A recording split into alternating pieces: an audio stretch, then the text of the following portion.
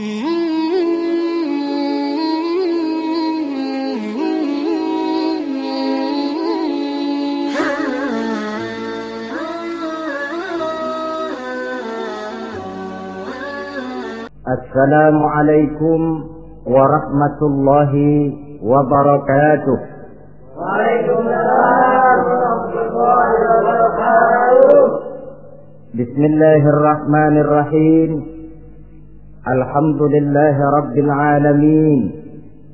Wassalatu wassalamu ala ashrafil anbiya'i wal mursalin, sayyidina wa maulana wa habibina wa syafi'ina Muhammadin wa ala alihi wa ashabihi al-mujahidin at-tahirin, amma ba'du. Saudara-saudara kaum muslimin rahimakumullah, pada pertemuan kali ini kita akan membicarakan riwayat Nabi Allah Ibrahim alaihi salam.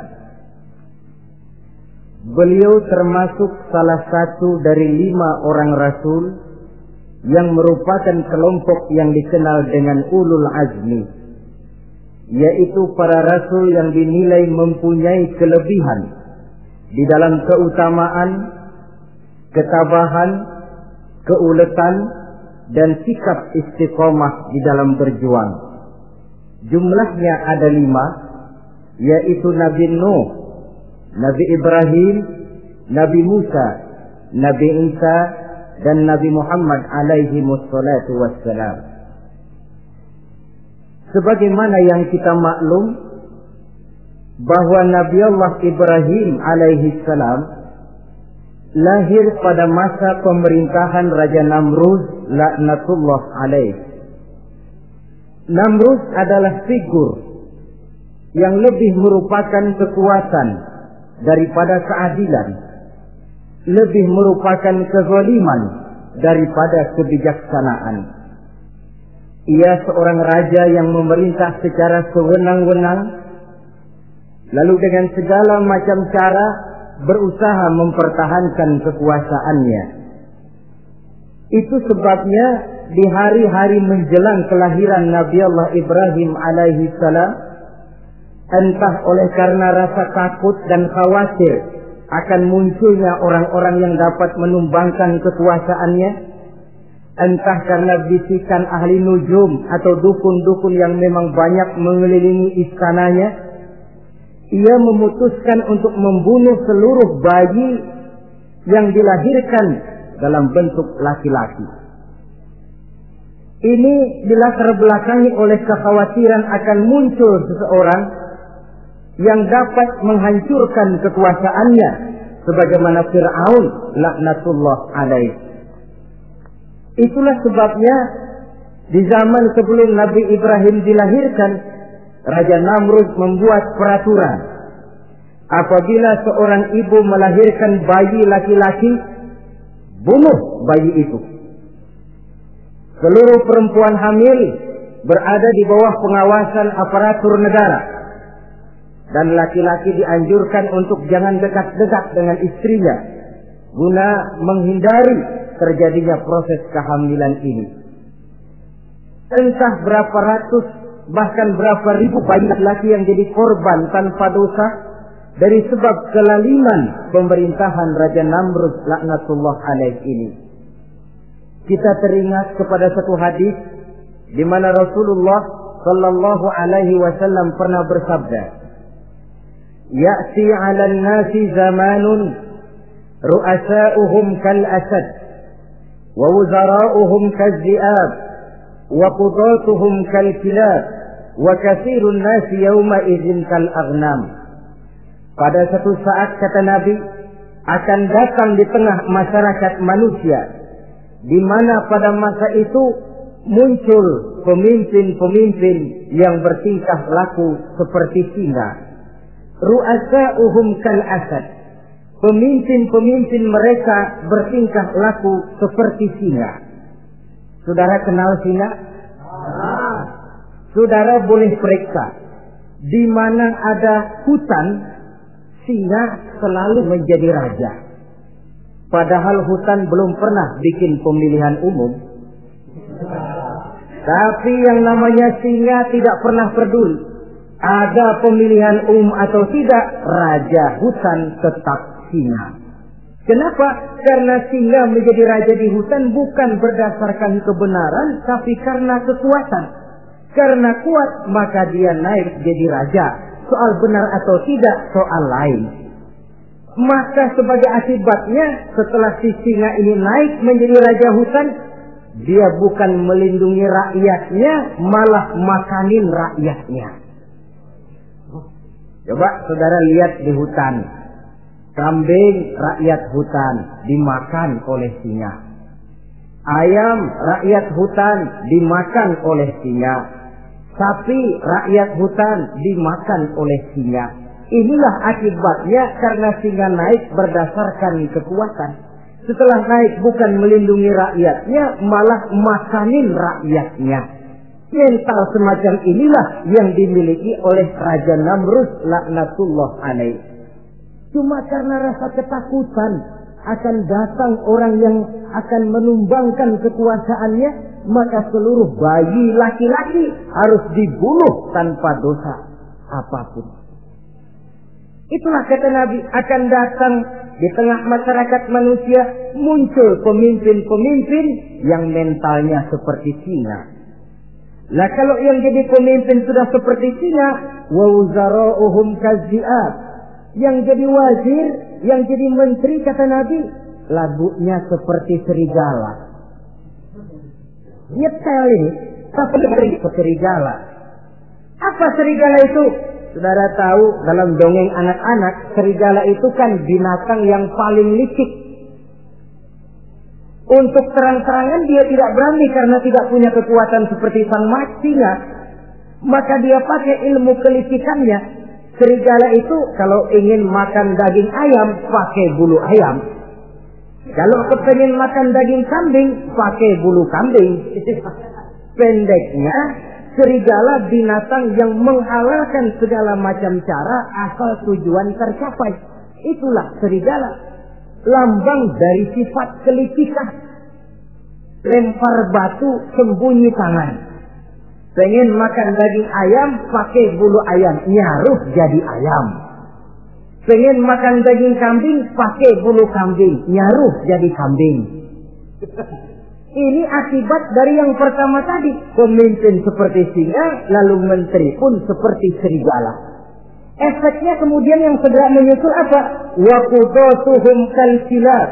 Kalau pemimpin sudah seperti singa, menteri sudah seperti serigala, wa qudatuhum kalsilab, akan muncullah para penegak hukum yang mentalnya seperti anjing.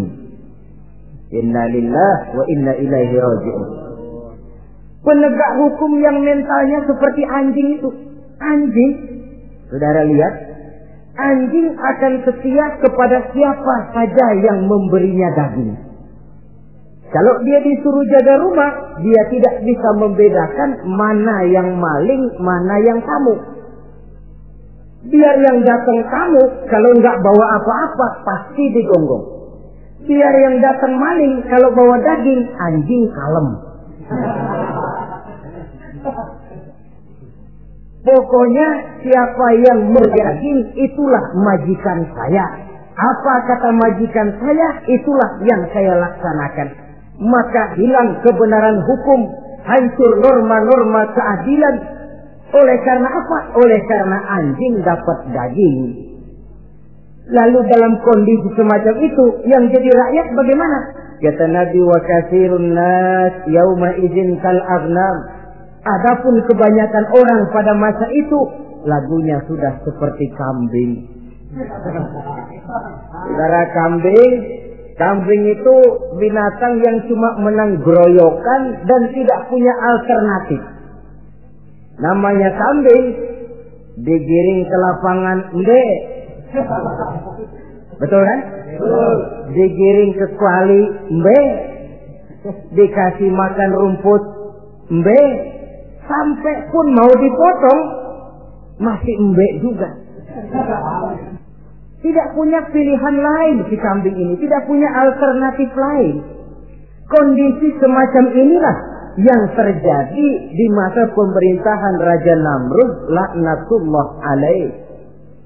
Oleh karena diiming-iming, dibisiki oleh dukun-dukunnya, oleh nujum-nujum yang mengelilingi istananya, bahwa akan datang seorang anak laki yang kelak akan menumbangkan kekuasaannya, dia mengeluarkan peraturan.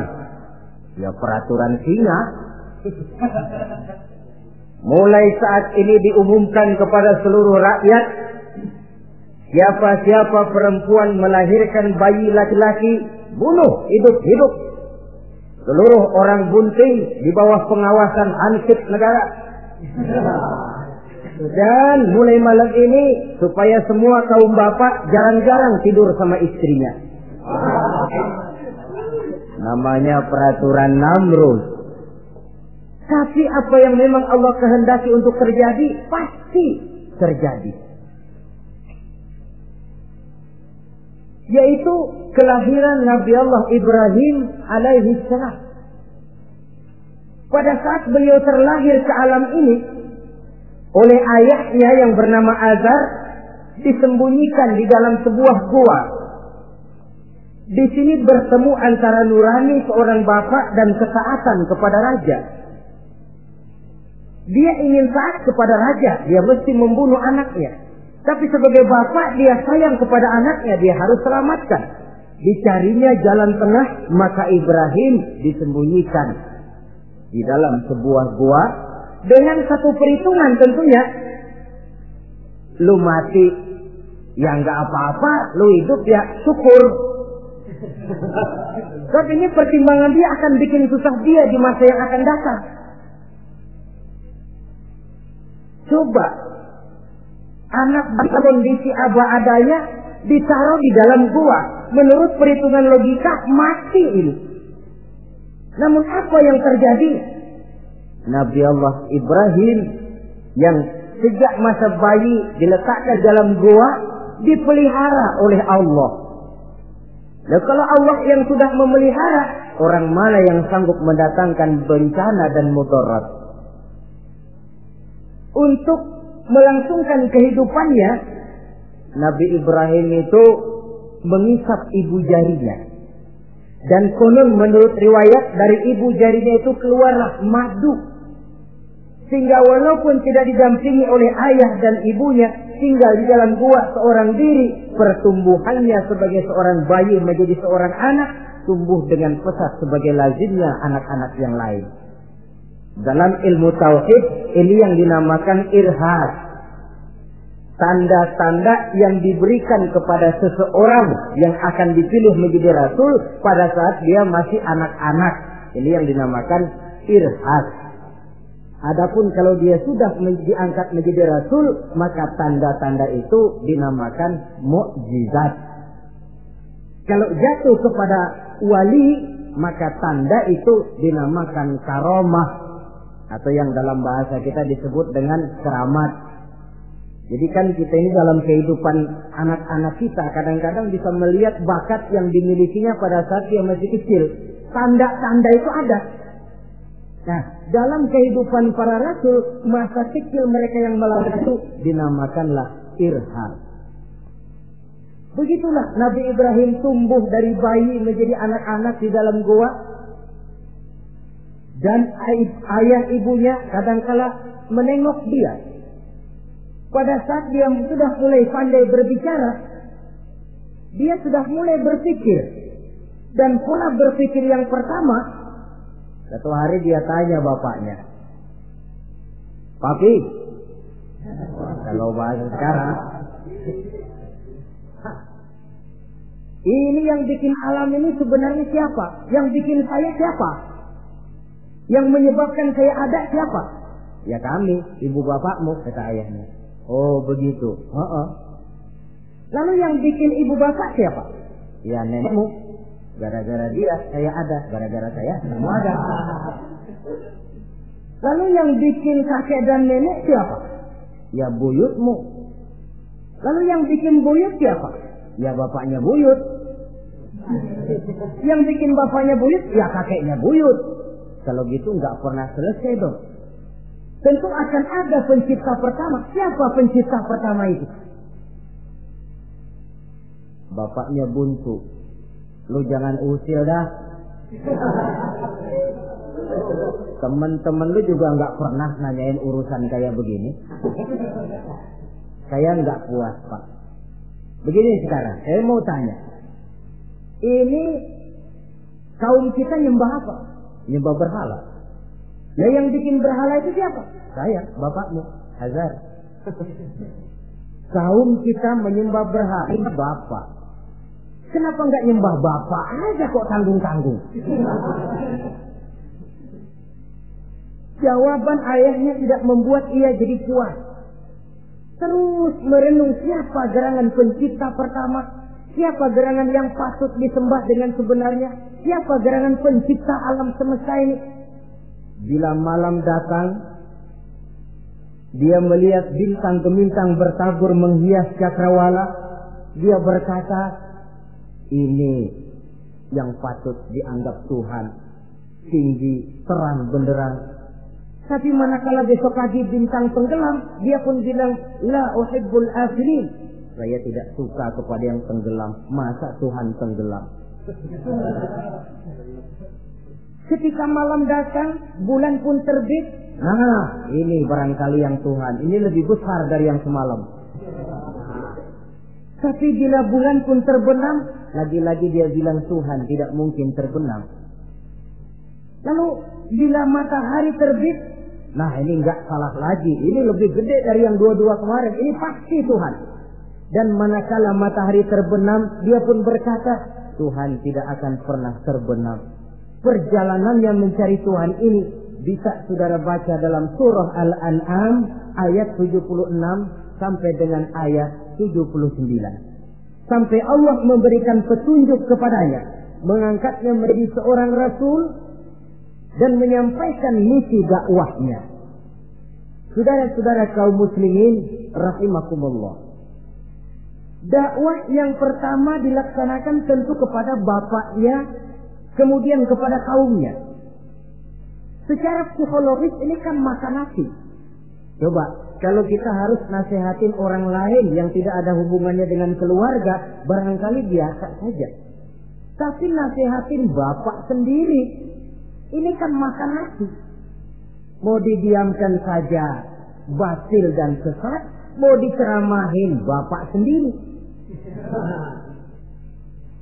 Tapi bapak tinggal bapak. Kewajiban melaksanakan dakwah jalan terus. Ini berarti bahwa tugas amar ma'ruf dan nahi munkar memang tidak mengenal posisi. Begitulah saudara-saudara, sampai kepada satu hari Nabi Ibrahim melaksanakan dialog dengan kaumnya. Saudara-saudara, hadhihi tamasil allati antum laha akifun. Surah Al-Anbiya ayat 51. Saudara-saudara, berhala-berhala ini yang bapak saya yang buat, inikah yang selama ini tuan-tuan sembah? Kaumnya menjawab, qalu wajadna aba'ana laha abidin. Iya, sebab nenek moyang kami, nenek moyang kita juga dulu nyembah itu. Bagaimana nenek moyang kita, begitulah kita. Jawab Nabi Ibrahim, laqad kuntum wa aba'ukum fi dhalalin mubin. Sebenarnya kamu dan nenek moyangmu sama, borongan satu gerbong sesat. Kok kamu ngikutin nenek moyang kamu? Mereka enggak berpikir, kamu enggak ikut berpikir. Mereka sesat, kamu ikut sesat. Kamu sudah hidup di satu zaman yang maju sekarang ini. Kenapa mau kembali ke zaman nenek moyang dulu? Menyembah berhala yang nyata-nyata tidak sanggup mendengar, tidak sanggup melihat, tidak sanggup memberikan manfaat mudarat. Pokoknya kalau kamu tidak tinggalkan berhala-berhala ini, satu saat pasti akan saya sikat dan saya hancurkan. Jadi saudara-saudara, prinsip dakwah itu memang tentu harus bil hikmah wal mau'izatil hasanah, dengan bijaksana dan dengan nasihat-nasihat yang baik. Tapi kalau sudah mencegah suatu kemunkaran, kata Nabi, man ra'a minkum munkaran falyughayyirhu biyadihi. siapa di antara kamu yang melihat suatu kemunkaran, hendaklah dia berusaha merubah dengan kekuatan tangannya. Kalau dengan tangannya dia tidak sanggup, fabilisani, hendaklah dengan lidahnya. Kalau itu pun dia tidak mampu, fabiqalbi, hendaklah dalam hatinya. Dan mencegah suatu kemungkaran dengan hati, itulah nilai iman yang terendah adanya. Nabi Ibrahim melihat bahwa watak menyembah berhala ini sudah berurat dan berakar. Kenapa? Mereka mengembalikan itu kepada kebiasaan dan tradisi nenek moyang. Sama juga di zaman kita sekarang ini.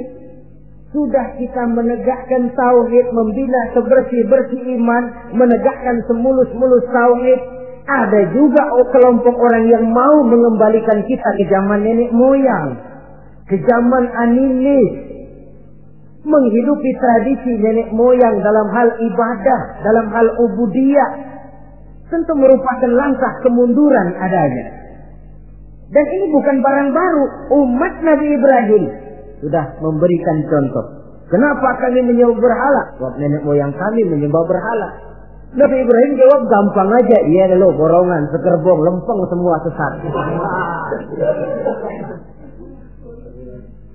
Kaum muslimin rahimakumullah. Dan bukan cuma kata, dibuktikan oleh Nabi Allah Ibrahim. Begitu Raja Namrud menurut satu riwayat bersama para tentaranya pergi berburu, Nabi Ibrahim ngintip-ngintip. Begitu Namrud keluar, beliau masuk. Kalau istilah kita, ke tempat Namrud ibadah, ke masjidnya dah, di mana di situ tersimpan seluruh berhala yang mereka sembah, dari yang paling gede sampai yang paling kecil. Nabi Ibrahim masuk bawa kampak. Seluruh berhala-berhala yang ada di tempat itu habis dikampakin, hancur berantakan. Kecuali berhala yang paling gede, itu ditinggalin, nggak diapa-apain, dan kampaknya ditaruh di tangan berhala yang paling gede. Memang kebetulan tangannya lagi teracung begini, digantungkan kampak di situ. Nabi Ibrahim keluar. Adapun Namrud, ketika dia pulang dari perburuannya, mau melaksanakan ibadah, bukan main terkejutnya melihat Tuhannya berantakan.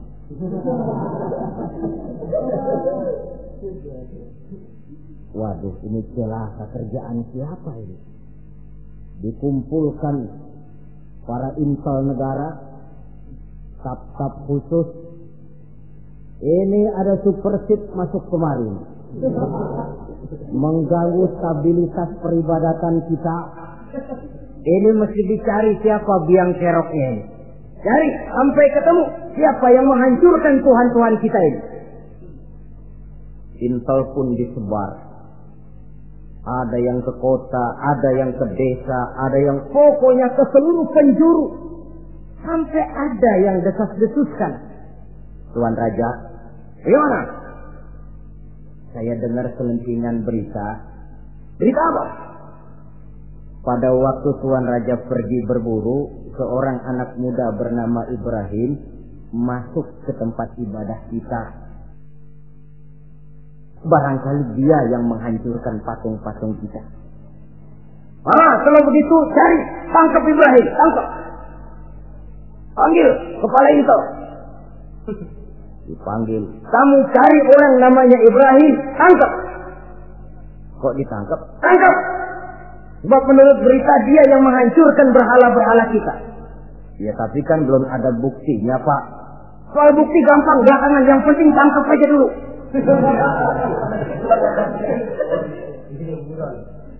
Ini supersip ini. Saudara-saudara, dicarilah Nabi Allah Ibrahim, ketemu, dihadapkan kepada Raja Namrud, disidang di pengadilan terbuka, disaksikan orang banyak, dibuka oleh Raja Namrud. Sidang luar biasa dalam rangka memeriksa dan mengadili tertuduh Ibrahim. Dengan ini kami nyatakan dibuka untuk umum. Terdakwa supaya dibawa ke dalam ruangan sidang. Dihadapkan Nabi Ibrahim. Nama Ibrahim. Orang tua. Tuduhan menghancurkan berhala. Hadza bi alihatina ya Ibrahim. Hai Ibrahim, benarkah kamu yang menghancurkan Tuhan-Tuhan kami? Ah, siapa bilang? Ada berita yang sampai kepada kami. Ketika kami keluar, kau masuk ke tempat kami ibadah. Ngaku aja dan ngaku. Daripada urusan jadi panjang, mendingan ngaku aja dah. Kata Nabi Ibrahim, enggak. Bal fa'aluhu kabiruhum hadza. Yang menghancurkan berhala-berhala Tuhan, berhala yang paling besar ini. Yang paling besar ini. Besarnya nunjuk ke patung, ininya nunjuk ke dirinya. Kabiruhum kepada berhala, hadza kepada dirinya sendiri. Wah, enggak, kata Nabi Ibrahim. Setahu saya enggak semua berhala hancur.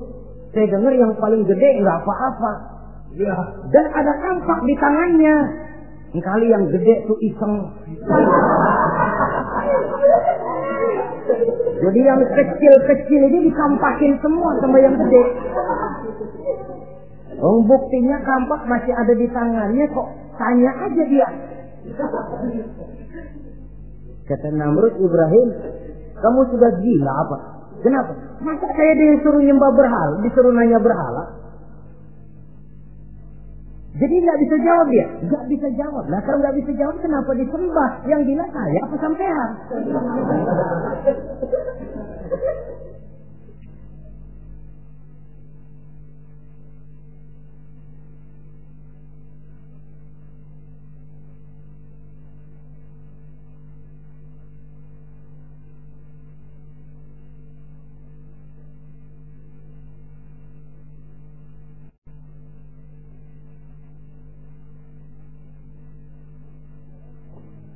Merasa tidak sanggup menghadapi argumentasi yang diajukan oleh Nabi Allah Ibrahim, Namrud salap.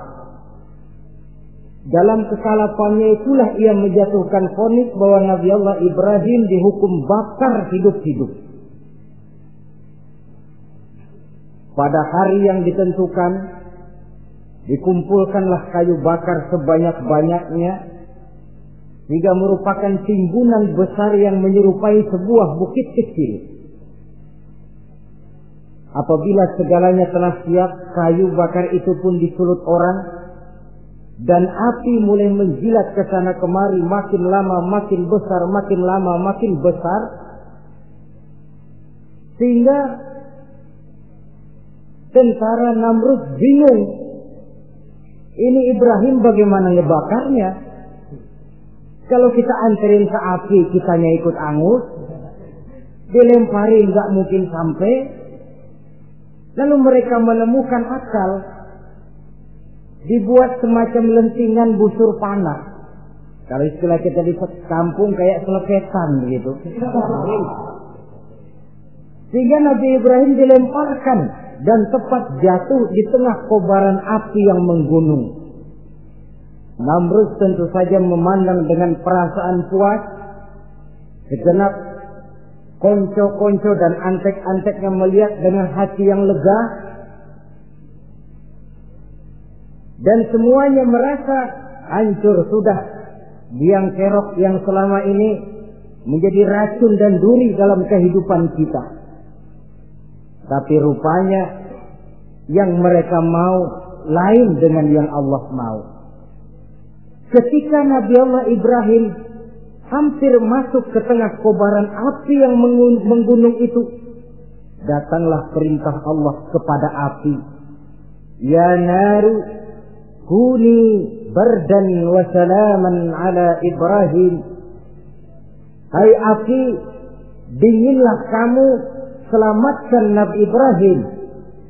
Api ini tunduk kepada perintah Allah, ia pun dingin. Sehingga Nabi Ibrahim di tengah kobaran api yang menggunung, seujung rambut pun tidak terbakar, malah kedinginan di tengah kobaran api. Lalu api ini dari besar, makin lama makin kecil, makin lama makin kecil, akhirnya padam. Yang ada tinggal tumpukan arang dan debu. Kata Namrud, mampus lo Ibrahim. Rasain. Barangkali istilah kita nih, makan pencarian lo. Pakai bertingkah mencaci maki Tuhan kami, menghancurkan berhala-berhala. Sekarang rasakan hasil usahamu. Sorak-sorai pun kedengaran. Begitu lagi sorak-sorak dari tumpukan abu dan arang itu gerak-gerak.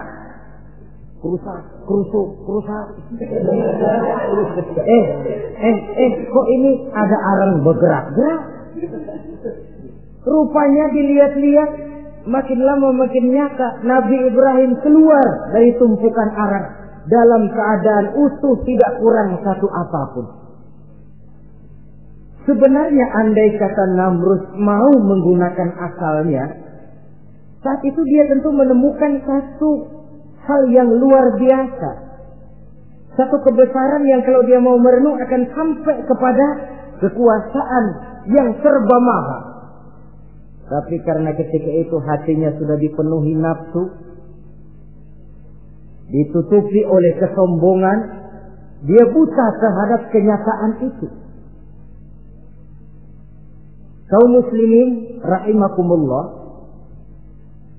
akhirnya Nabi Allah Ibrahim ini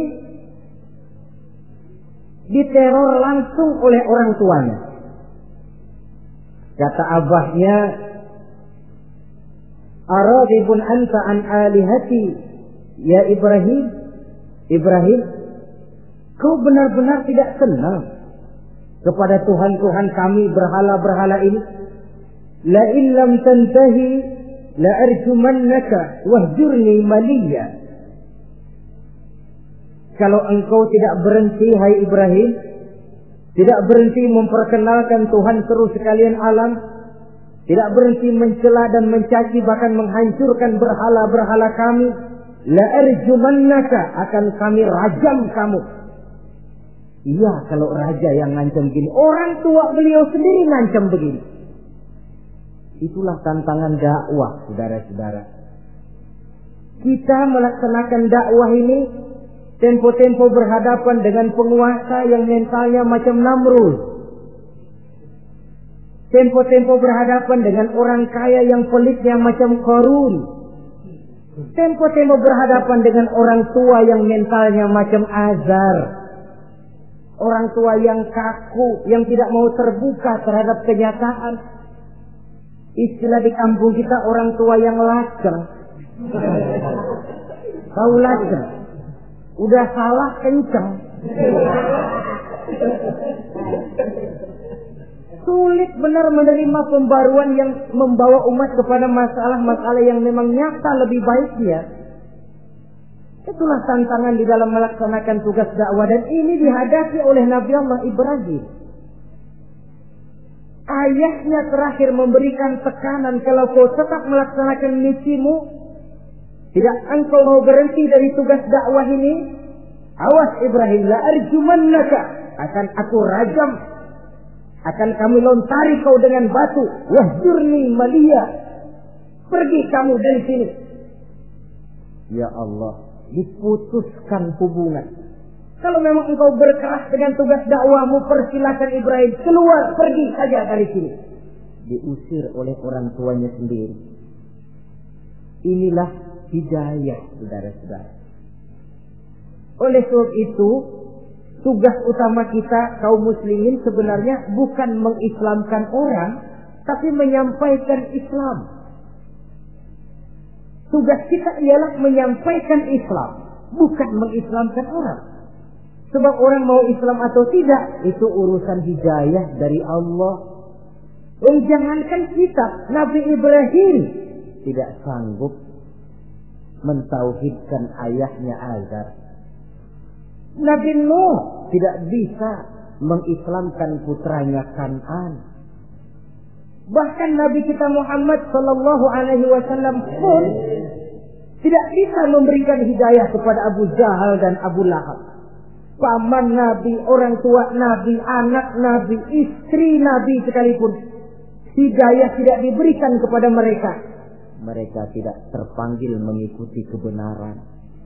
Kalau sudah kenyataan ini yang kita temui, kembalilah kepada konsep Quran. Allahumma inni qad ballaghtu, wahai Allah, seruanmu sudah saya sampaikan, dakwahmu sudah saya canangkan, ajakan kepada tauhid sudah saya sampaikan. Allahumma inni qad ballaghtu, sudah saya sampaikan ya Allah. Perkara mereka tidak mau ikut, itu karena semata-mata hidayah berada di tanganmu ya Allah. Kalau kemari landasan dakwah kita, insya Allah tugas dakwah kita berkelangsungan. Kalau tidak, makan hati. Kita pikirin, ya orang gua ajak benar-benar nggak mau, ya dipikirin. Saya ajak ngaji malah dikasih maki, saya ajak yang baik malah saya dicemoohkan. Kok begini dakwah? Akhirnya dipikirin, sakit jantungan. Sudah orang nggak kena kita ajak beriman, kita sendiri makan ke dalam. Itulah Quran meletakkan konsep di dasar, sampaikan dakwah dengan baik, bil hikmah wal mau'izatil hasanah wajadilhum billati hiya ahsan. Kalau ternyata metode sudah baik tapi orang tidak juga mau beriman, tanamkan dalam hati, Allahumma inni qad ballaghtu. Ya Allah, tugas saya cuma sekedar menyampaikan. Perkara mereka tidak mau, saya sudah menyampaikan ya Allah, terserah hidayahmu. Kelapangan jiwa akan kita temui di sana. Entah berhadapan dengan penguasa yang punya mental kayak Namrud, bertingkah laku sewenang-wenang, aji mumpung, mentang-mentang kuasa lalu saenake dhewe, menghitamkan yang putih, memutihkan yang hitam menurut seleranya saja. Entah berhadapan dengan orang kaya yang punya mental seperti Qarun, makin kaya tapi makin bakhil, atau berhadapan dengan orang-orang tua yang punya tingkah laku seperti Azar. Diperlukan sikap lapang dada untuk menyampaikan risalah Islam ini. Terhadap reaksi keras dari abahnya ini apa? Kata Nabi Ibrahim, surah Maryam ayat 47 menjelaskan, Salamun alaika sa'astaghfiru laka rabbi innahu kana bi hafiyya wa a'tazilukum wa ma ta'buduna min dunillah. Kalau memang begitu apa? Salamun alaika. Oke Abah, selamat jalan. Marilah kita tempuh jalan kita masing-masing. Saya memang anak Bapak, tapi tauhid adalah prinsip. Allah Tuhan saya. Ini prinsip. Kalau Bapak tidak mau mengikuti seruan saya, padahal saya sayang kepada Bapak, saya cinta kepada Bapak, saya tidak ingin Bapak bersekutu dengan setan. Saya tidak ingin Bapak menemani setan di dalam neraka. Saya ingin menyelamatkan Bapak. Tapi ini rupanya vonis Bapak. Hendak merajam saya, mengusir saya dari sini. Oke, Bapak. Salamun alaika. Selamat jalan. Sa'astaghfirullah. Saya akan memohon ampun kepada Allah untuk Bapak. Memohon ampun. Jadi walaupun dalam Islam kita berbeda akidah dengan orang tua, tetapi kewajiban untuk berbakti tidak menjadi putus karenanya. Dalam surah Luqman dijelaskan, apabila kedua orang tuamu memaksamu untuk menyekutukan Allah, jangan taati. Tetapi sungguh pun demikian, wa sahibhuma fid dunya ma'rufa. Tetaplah engkau pergauli keduanya di dunia ini secara baik. Toleransi yang besar ditunjukkan oleh Islam.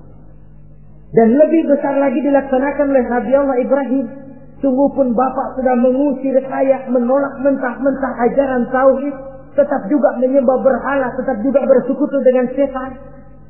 Saya akan memohonkan ampun kepada Allah untuk Bapak. Wa a'tazilukum. Saya akan menjauhkan diri dari apa yang Bapak sembah, dari apa yang kaum kita sembah selain daripada Allah. Bapak menyembah berhala, kaum kita ini menyembah berhala, wa a'tazilukum. Saya akan menyingkir dari semua itu. Selamat jalan awak. Istilah kita goodbye my dear. Ini jalan yang membedakan saya dengan Abah. Jalan tauhid dan jalan syirik. Di sini kita harus berpisah. Walaupun dengan berat hati kita berpisah. Jadi keluarga dan akidah punya garis yang jelas. Umumnya, ya walaupun baik tapi memang harus ditingkatkan. Umumnya kita ini kan mayoritas merasa sebagai muslim karena keturunan. Kenapa kamu Islam? Bapak saya Islam, nenek saya Islam, saya Islam. Baiklah, itu pun baik. Pada mulanya memang harus begitu. Tapi lambat laun kita tentu harus merasakan bahwa keberadaan kita dalam Islam tidak cukup cuma karena faktor keturunan. Dengan kata lain kita harus memperbaiki kualitas keislaman kita. Inilah proyek utama kita sekarang, mengislamkan orang Islam. Saudara-saudara kaum muslimin rahimakumullah. Maka Nabi Ibrahim pun meninggalkan orang tuanya, meninggalkan kaumnya, uzlah, hijrah ke tempat Baitul Maqdis, daerah di Palestina sekarang ini. Sejarah kehidupan Rasul umumnya memiliki kemiripan. Rata-rata ditentang oleh kaumnya sendiri dan sebagian besar lalu hijrah. Itu barangkali memang resiko dari satu perjuangan. Nah, begitu tantangan yang dihadapinya dalam melaksanakan dakwah. Lalu cobaan-cobaan yang diberikan Allah kepada Nabi Ibrahim pun luar biasa. Pantas kalau beliau itu masuk ulul azmi dan mendapat titel Khalilullah. Nabi Ibrahim titelnya Khalilullah.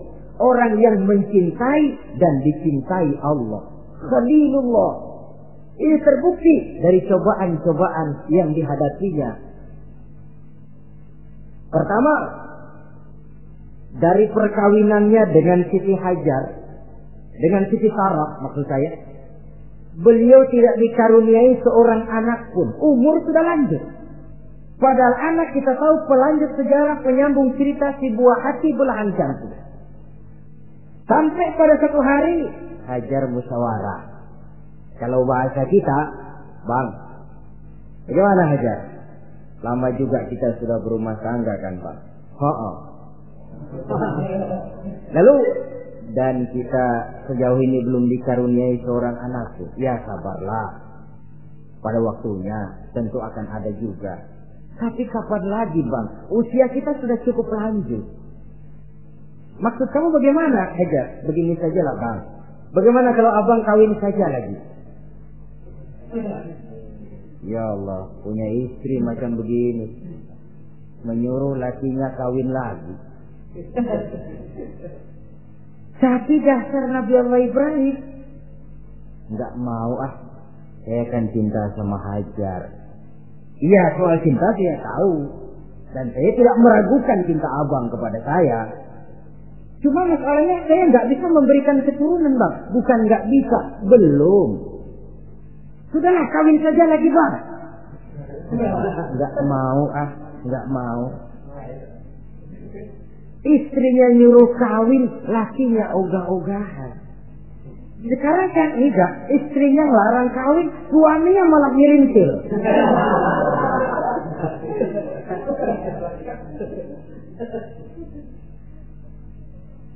Sampai ketika didesak kata Ibrahimnya, kalau itu yang Sarah Hajar mau, biarlah, jadilah. Saya mau kawin lagi dengan syarat kau yang mencarikan istri untuk saya itu.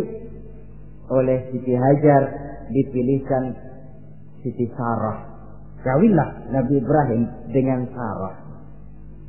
Dari Sarah ini beliau dikaruniai seorang putra bernama Ismail alaihi salam. Nah, cobaan datang untuk menguji Khalilullah ini. Hai Ibrahim, kau cinta kepadaku, kata Allah, seolah-olah. Setelah kau punya anak, masuk rasa cinta anak ke dalam hatimu. Allah mau buktikan mana cintamu yang lebih besar, kepada anakmu atau kepada aku, kata Allah.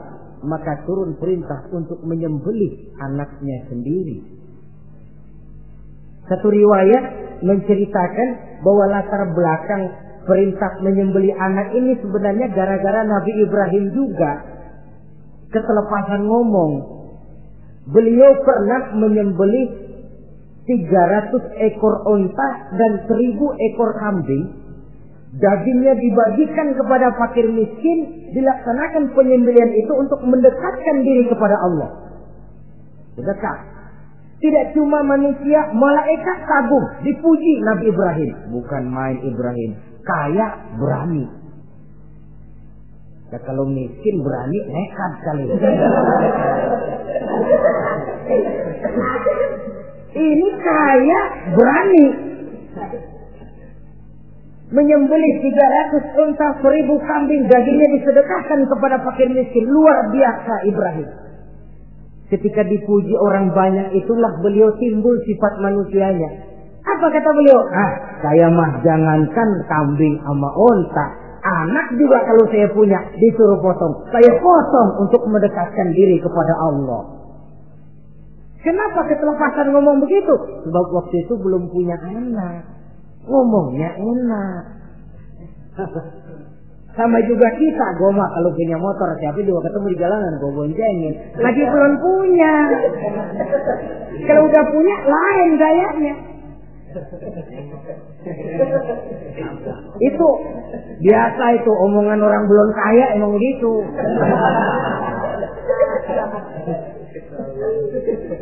Saudara-saudara, sehingga omongan yang beliau sudah lupa bertahun-tahun bahkan puluhan tahun ini. Begitulah ketika sudah punya anak Ismail, falamma balagha ma'ahu sa'ya, ketika Ismail sedang lucu-lucunya, dalam tidurnya mimpi turun perintah, ya Ibrahim uffi binuzrika. Hai Ibrahim, bayar nazarmu. Nazar? Iya. Apa nazar? Dulu pernah ngomong apa, ingat enggak? Jangankan cuma kambing, unta, anak pun kalau punya disuruh potong, saya potong. Jadi anggap nazar. Bayar nazarmu, potong anakmu. Dipikirin siangnya, semalam itu benar-benar perintah Allah apa cuma ngimpi? Kalau ngimpi kok jelas amat. Kalau perintah Allah kok kelewatan amat. Pakai anak disuruh potong, emang gak ada yang lain apa? 3 malam berturut-turut mimpi sampai beliau yakin ini memang benar perintah Allah. Dan dilaksanakan dengan berat hati.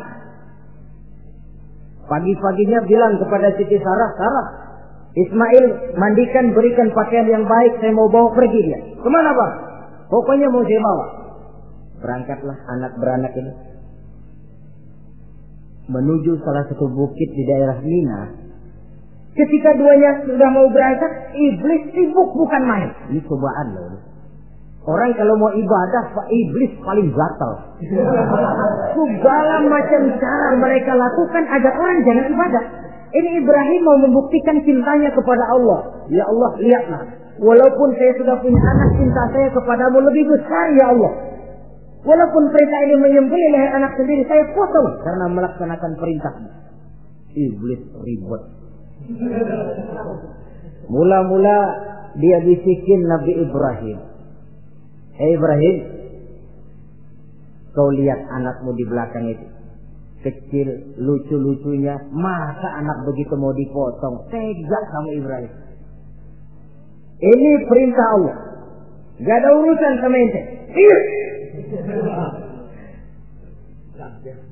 Kata iblis, waduh mantap juga nih. Kalau suaminya gagal, istrinya kali. Biasanya perempuan perasaannya lebih tinggi daripada pikirannya. Ini Siti Sarah barangkali, kalau Siti Hajar barangkali, kalau saya perdayai bisa terpedaya. Hajar, ya. Kamu tahu anakmu Ismail mau dibawa kemana? Saya tidak tahu. Mau dipotong oleh suamimu Ibrahim. Mau dipotong. Dipotong. Kok bisa begitu? Iya, katanya ini perintah Allah. Iblis, Kalau memang ini perintah Allah, jangankan cuma anak saya Ismail, saya juga ibunya mau ikut dipotong. Wah, kata iblis nih gilaan lagi dari laki. Saya kira karena perempuan bisa barangkali dilemahkan semangatnya, ya saya tidak. Ismail nih masih kecil kali ini, gampang dikelecehin. Ismail, kau mau dipotong oleh ayahmu? Dipotong. Kok bisa begitu? Katanya perintah Allah. Kalau memang ini perintah Allah, saya siap. Iblis mau ngomong lagi, Nabi Ibrahim Ismail ngambil batu disambitin iblis.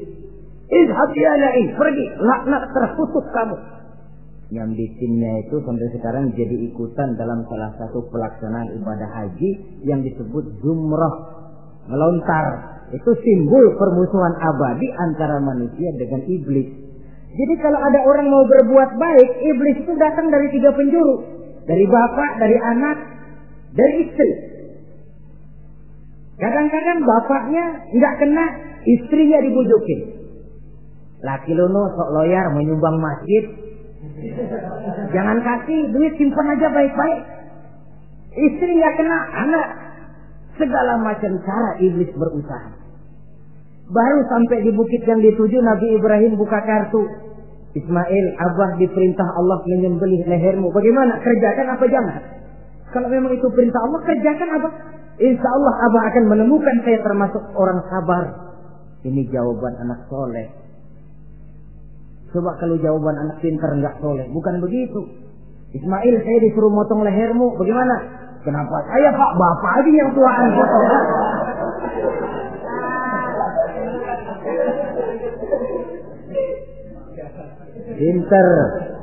Pinter, tapi nggak soleh ya begitu itu, minteri jadinya. Saudara-saudara, sampai Nabi Ismail diganti oleh Allah dengan seekor kambing kibas. Cobaan terhadap kecintaannya kepada Allah. Kau cinta aku, itu benar. Tapi setelah kau punya anak, rasa cinta anak masuk ke dalam hatimu. Mana lebih besar, cintamu kepada anakmu atau cintamu kepada aku, kata Allah. Terbukti cintanya kepada Allah lebih besar daripada cintanya kepada anaknya. Bukankah nilai cinta itu baru terasa nyata kalau sudah lewat cobaan, lewat pembuktian? Sehingga dengan demikian kata orang, biasanya cinta itu menuntut pengorbanan. Berani bercinta, berani berkorban. Jangan takut berkorban, nggak usah cinta-cintaan.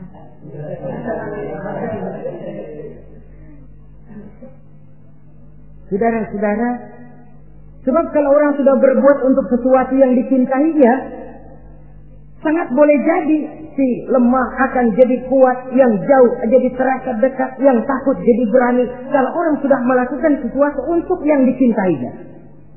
Seorang bapak karena cintanya kepada anaknya, dia rela pergi pagi pulang sore, peras keringat banting tulang supaya hari depan anaknya lebih baik daripada dia. Seorang suami yang cinta kepada istrinya, tidak soal dia kepanasan dan kehujanan, mencari yang sulit-sulit yang diinginkan oleh istrinya. Contoh paling dekat saja, kalau istrinya sedang mengidam, dia tengah malam buta minta mangga dan gak musim mangga, rusak-rusak suaminya cari mangga.